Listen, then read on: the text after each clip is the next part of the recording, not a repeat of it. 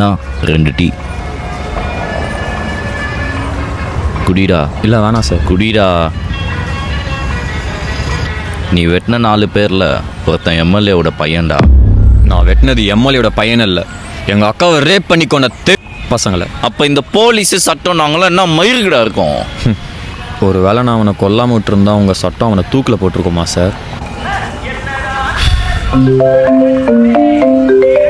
அவசரப்பட்டியடா. ஐயா சொல்லுங்க ஐயா. இந்த அக்யூஸ்ட் என் கூட தான் ஐயா இருக்கான். நான் தான் ஐயா கூட்டின்னு வரேன். சரிங்க. ஓகே. கோர்ட்டுக்கு டைம் ஆயிடுச்சு, வந்து வண்டியிலே.